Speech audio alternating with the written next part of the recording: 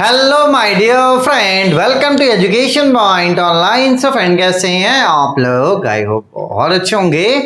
मेरे प्यारे बच्चों, आज हम लोग बात करने वाले हैं एनालॉग एंड डिजिटल कम्युनिकेशन के मोस्ट इंपॉर्टेंट क्वेश्चंस के बारे में। चलिए भैया, एक बात आप समझ लो कि ये जो आपका एडीसी सब्जेक्ट है ना, इसको शॉर्ट में एडीसी बोला जाता है। बेसिकली ये आपके दो सब्जेक्ट है, एक है आपका एनालॉग कम्युनिकेशन जो एक अलग सब्जेक्ट है, और डिजिटल कम्युनिकेशन ये आपका एक अलग सब्जेक्ट है। तो एनालॉग कम्युनिकेशन आपको पढ़ना है 1, 2, 3 यूनिट में, और आपका जो डिजिटल कम्युनिकेशन है ये आपको पढ़ना है 4 और 5 में। तो एक बात समझिए भैया, एक सब्जेक्ट तो आपको अच्छे से कवर करना ही पड़ेगा।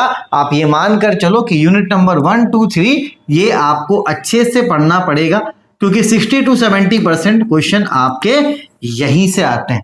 और जो आपका डिजिटल कम्युनिकेशन है इससे आप मानकर चलो 30 से 40% क्वेश्चन यहां से आता है। तो एग्जाम का नीड कैसा है? एग्जाम का नीड ऐसा है कि भैया 5 क्वेश्चन आपको बनाने 8 में।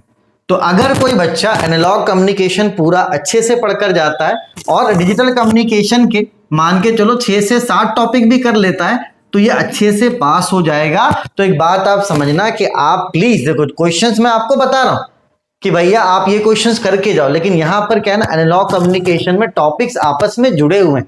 आप सोचोगे सिर्फ इंपॉर्टेंट पढ़ के चले जाए, आप फंस जाओगे।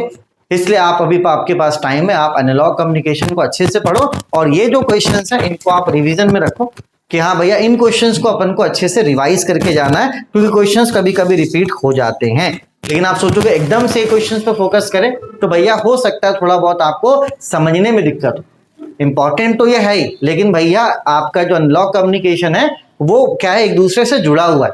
जब तक आप सिंगल टोन नहीं पढ़ोगे, मल्टी टोन नहीं पढ़ पाओगे। तो यहाँ पे आपस में चीजें जुड़ी हुई है, इसलिए मैं आपको बोल रहा हूँ कि आप अच्छे से पहले पढ़ो डिटेल में, तो उसके बाद इन टॉपिक्स को आपको रिवाइज कर लेना। ठीक है, चलिए ये यूनिट नंबर 3 तक हो गया, यहां तक आप अच्छे से कर लेना। ठीक है, चलो उसके बाद ये आपका यूनिट नंबर 4 का और 5 का ये मिक्सअप है ना, तो आप इसका स्क्रीनशॉट ले लो, 4 और 5 का मिक्सअप। ठीक है, लेकिन आपको कोशिश ये करना है कि यूनिट नंबर 1, 2, 3 आप अच्छे से पढ़ के जाओ।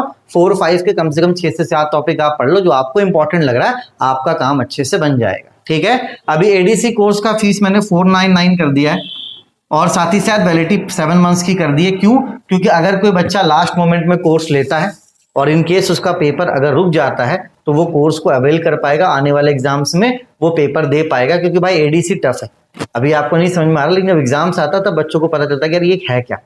ठीक है, इसलिए अपन को हल्के में इसको नहीं लेना, अभी भी आपके पास टाइम है, तो आप अच्छे से इसका प्रिपरेशन कर सकते हो। फोकस आपको 1, 2, 3 पे करना है, 4 और 5 आप ऊपर ऊपर से पढ़ सकते हो। ठीक है, चलिए बेटा, तब तक अपने और अपनों का खूब ख्याल रखिए। Take care, bye bye, Tata.